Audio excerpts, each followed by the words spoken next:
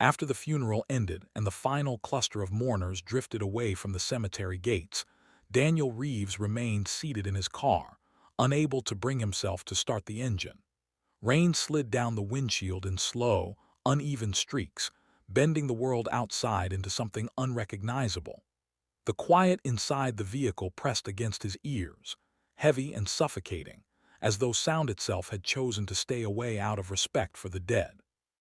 He stared ahead without seeing the road, feeling like he had been left behind in a moment everyone else had already escaped. Earlier, he had stood beside his younger brother's casket, nodding politely at condolences that passed over him like distant radio noise. Faces blurred together, hands touched his shoulder, and voices offered comfort that never reached him in any meaningful way. Grief had dulled his senses into something mechanical, reducing him to gestures and automatic responses. He remembered thinking, even then, that none of it felt real, as though he were attending a memory instead of a funeral.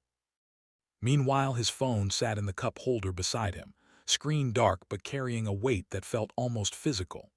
Buried inside it was a voicemail he had not dared to open in 10 years, a recording that had quietly shaped the course of his life.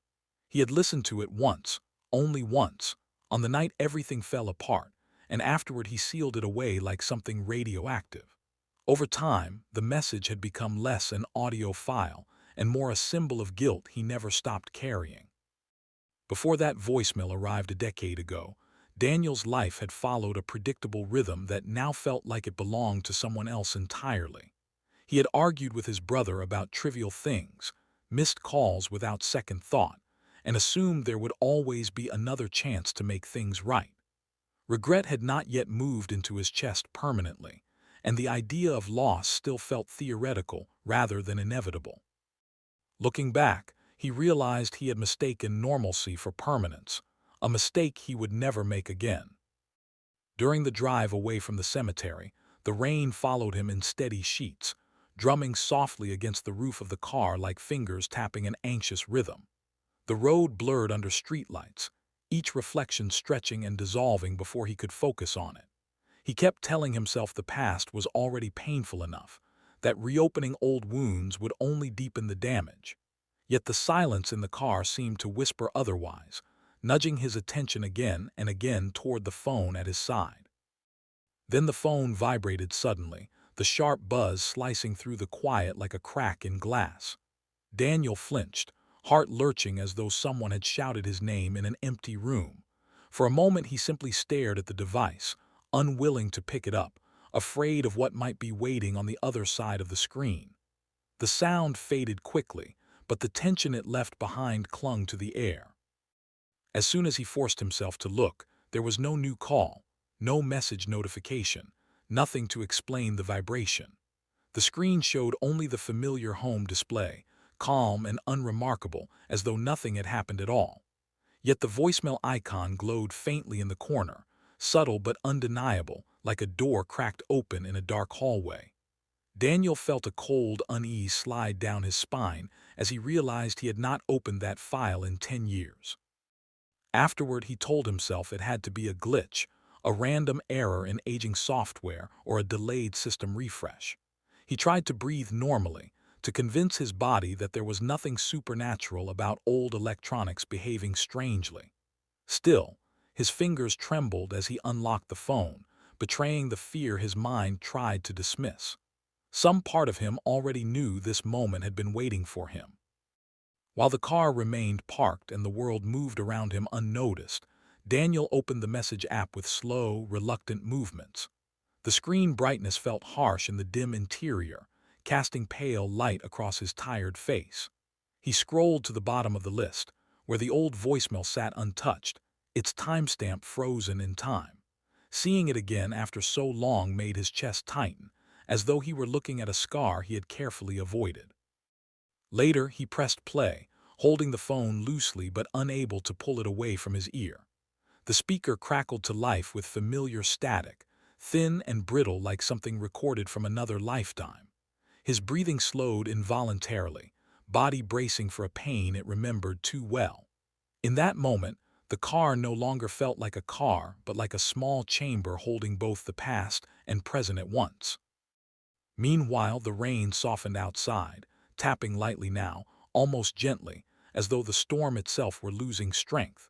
The world beyond the windshield faded into shadow, leaving only the dim dashboard lights and the sound in his ear.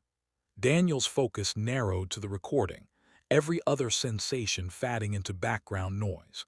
It felt as though time had folded back on itself, pulling him into a night he had never truly left. Since the night his younger brother died, Daniel had believed the voicemail was meant for him, a final attempt to reach out before everything ended.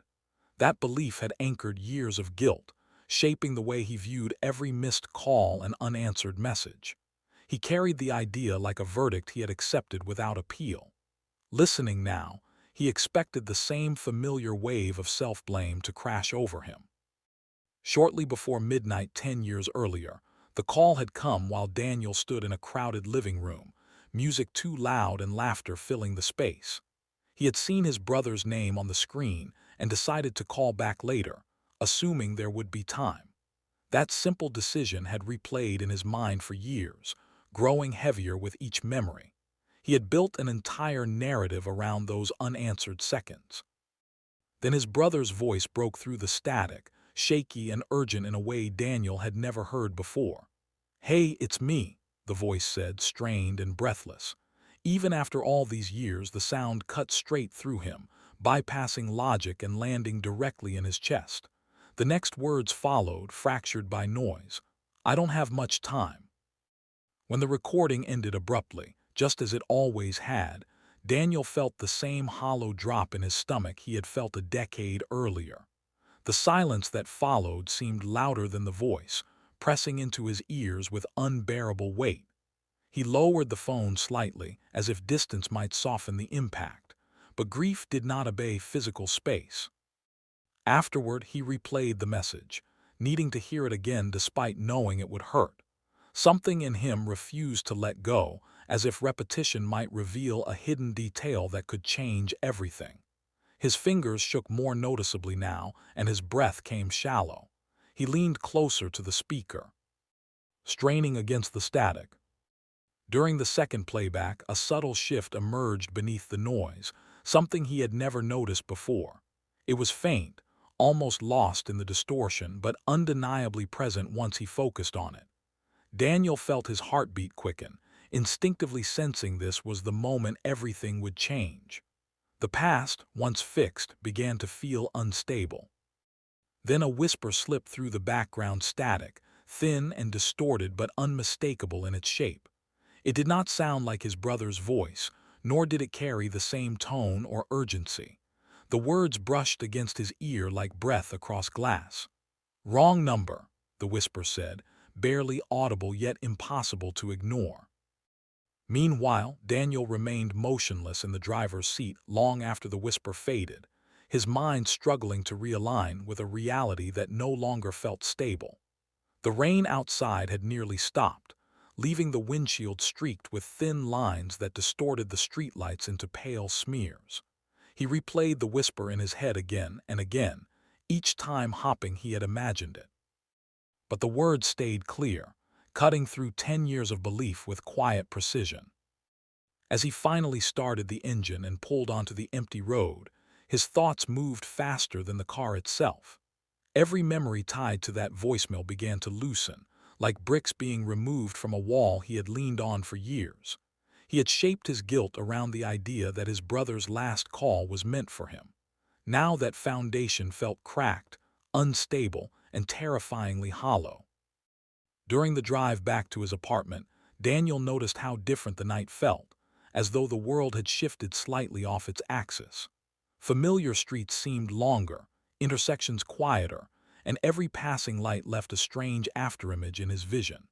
He kept gripping the steering wheel tighter than necessary, as if control over the car might translate into control over his spiraling thoughts. The whisper refused to leave him. Afterward, he stepped into his apartment and closed the door behind him, but the silence inside did not feel like relief. It felt watchful, almost expectant, as though the space itself knew he had uncovered something important. He stood there for several seconds without moving, listening to the hum of the refrigerator and the faint ticking of the wall clock. Even ordinary sounds carried an unfamiliar weight. While exhaustion pulled at his body, Daniel felt too alert to sleep, his mind replaying the voicemail over and over. He sat at the kitchen table, phone in front of him, the screen glowing softly in the dim room. The message file remained open, unchanged on the surface, yet everything about it now felt different.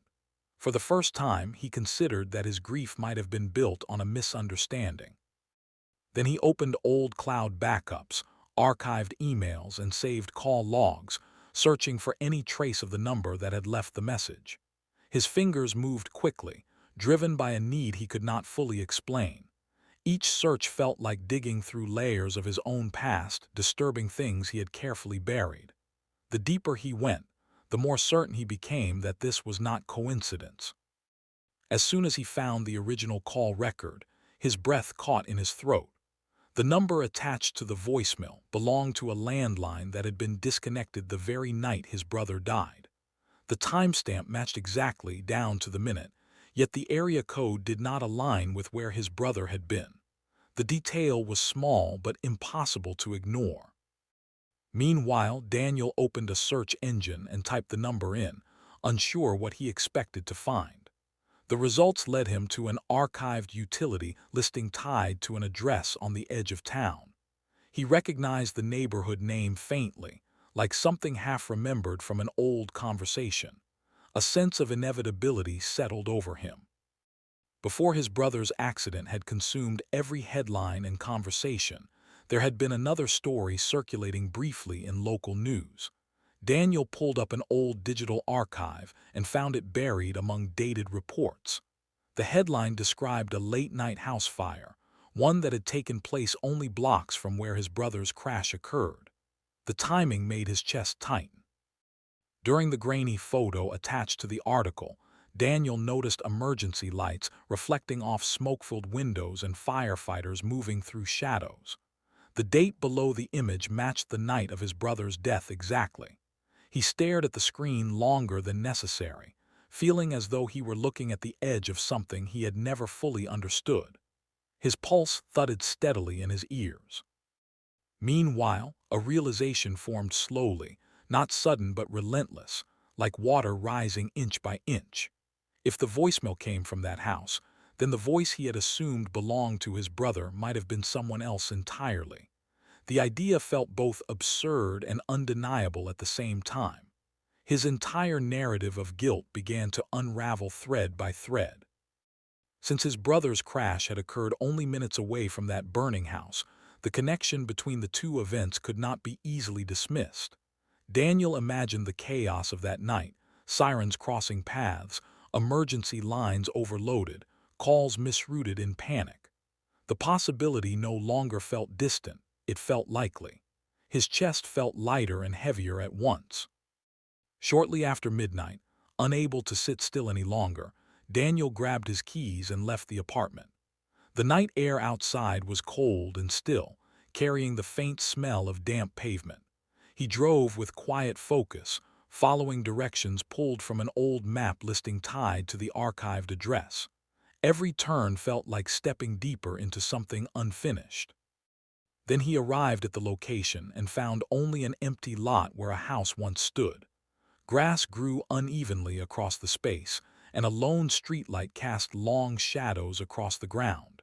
Nothing remained of the structure that had burned there years ago. Yet the air felt thick, as though memory itself lingered. When Daniel stepped out of the car, the quiet of the street felt unnatural, almost staged. No cars passed, no distant voices echoed, only the faint hum of the streetlight above him. He stood there for a moment, unsure what he expected to happen next. His phone felt heavy in his hand. Afterward, the device vibrated suddenly, making him inhale sharply. The screen lit up without his touch, and the old voicemail interface appeared. He did not press play this time. The audio began on its own. Meanwhile, the static sounded clearer than before, less distorted, as if the recording were adjusting itself. The breathing in the background felt closer, more immediate. Daniel's heart pounded as he listened, unable to look away from the dark lot before him. It felt as though the past and present were overlapping in real time. Before he could stop the playback, the whisper returned, no longer faint or distant. The words carried grief, urgency, and something close to desperation. "Tell my son I'm sorry," the voice said, breaking through the static with painful clarity. Daniel felt the truth settle into place with devastating precision. During that moment, he understood everything that had been misplaced for 10 years. The message had not been his brother's final words. It had been a father trapped inside a burning house, trying to reach his child one last time. The call had reached Daniel by accident, and he had built a lifetime of guilt around it. Then tears blurred his vision, not only from sorrow but from the sudden release of a burden he had carried too long. His brother's death had been tragic, but it had not included a final call he failed to answer. The guilt he had worn like armor had never truly belonged to him. Realization hurt, but it also freed him. After the message ended, the audio file disappeared from his phone screen completely. No history, no saved recording, nothing remained to replay. Daniel stood in the quiet street, breathing deeply, feeling space open inside his chest where pain had lived for years. The night air felt different now. While grief for his brother remained, it no longer carried the same crushing blame. He looked at the empty lot once more, silently acknowledging the unknown father whose last words had found the wrong phone. The world felt fragile but honest in a way it had not before. Some stories, he realized, cross lives by accident. Finally, Daniel turned back toward his car, carrying sadness but not the same weight of self-punishment. He understood now that loss did not always come with meaning we could decipher immediately. Sometimes the truth takes years to surface, arriving quietly when we are finally ready to hear it. The night no longer felt like an enemy. At last, he drove home under a clearing sky, feeling grief loosen its grip just enough to breathe freely. His brother was still gone, but the voice he had blamed himself for ignoring had never been his to answer. In the quiet that followed, Daniel accepted a truth that changed nothing and everything at once.